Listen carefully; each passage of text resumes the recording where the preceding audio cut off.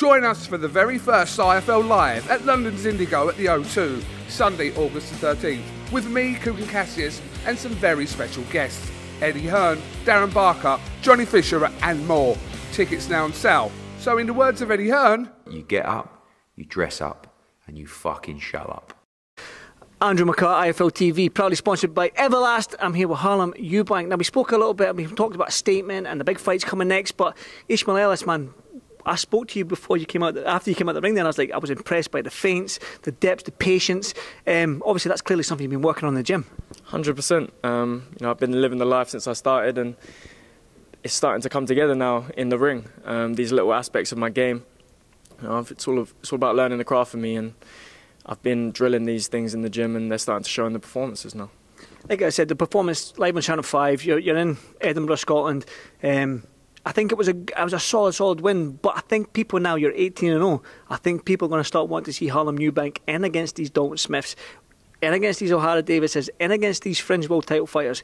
Is that going to happen next? Yeah, I want the big fights. Hopefully the Europeans next, but these, the big names in the division, that's what I want. I want these fights where, people think there's a lot of risk on the line. I want these fights. I want the big fights.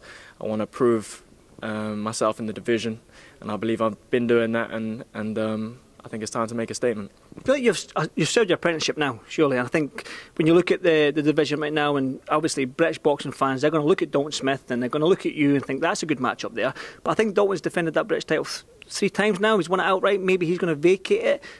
Would you chase Dalton up, or would you go for that vacant title? Is that a title that you want to hold and put around your waist and put on your mantelpiece? Listen, all the titles are nice, but I think ultimately it's the it's the names in the division that get people excited. It's the people that have built their credibility up, and it's a massive fight for the fans, and a fight that I would love. The thing is, when we look at the British fighters as well in that 140-pound division now, it's one of the better divisions in world boxing. When you look at guys like Regis Prograis and Devin Haney, looks like he's moving up. Now I'm not saying you're there yet, Harlem. You will be. I agree with you. I agree with you. You're definitely coming.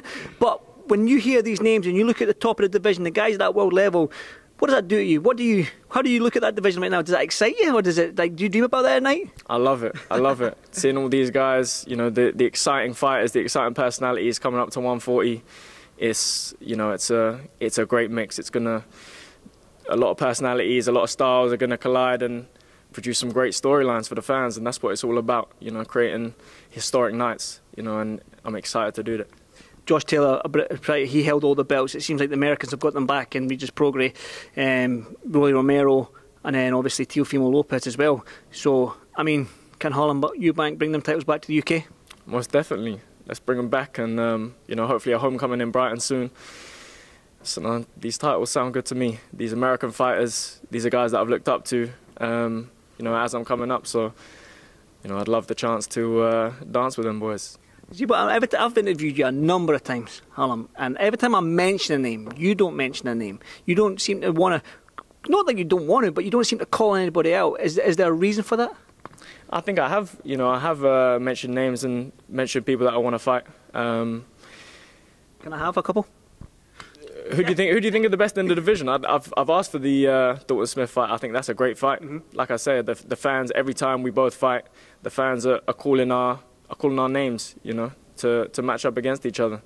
And that's because he's one of the better fighters in the division, and I'm one of the better fighters in the division. So people want to see what happens in that matchup. That's a great fight, and ultimately I think everyone's on their own path trying to collect the marbles, get the experience, and I want that European title next, and the big names, so all of them.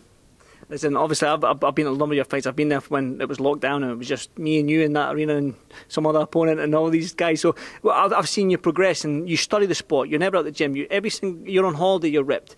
You're 6 weeks out after a fight, you're still ripped. You live the sport, live and breathe the sport. So what is the end goal when it's all said and done? World champion.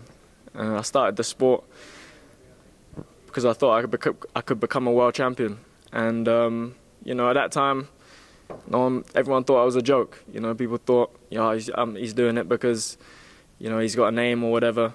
No one believed that I could do it, and step by step, hurdle by hurdle, I'm proving myself that I can fight, and that's what I'm going to continue doing, proving people wrong, and coming and upsetting the odds. When I take them big tests, when you see them big fights, you're going to see the best of me.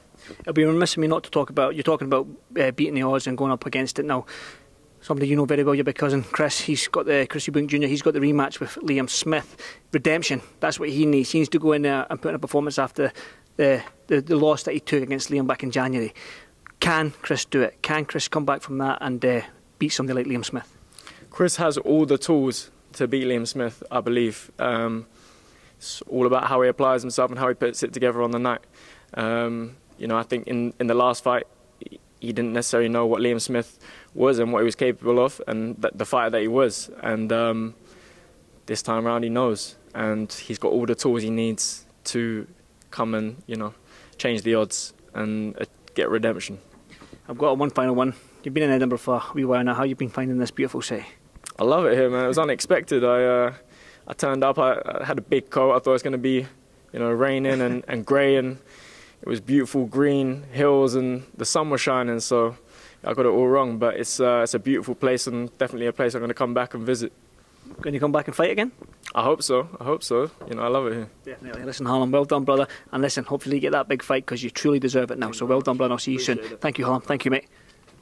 Join us for the very first IFL Live at London's Indigo at the O2, Sunday, August the 13th, with me, Kugan Cassius, and some very special guests. Eddie Hearn, Darren Barker, Johnny Fisher and more. Tickets now on sale. So in the words of Eddie Hearn, You get up, you dress up, and you fucking show up.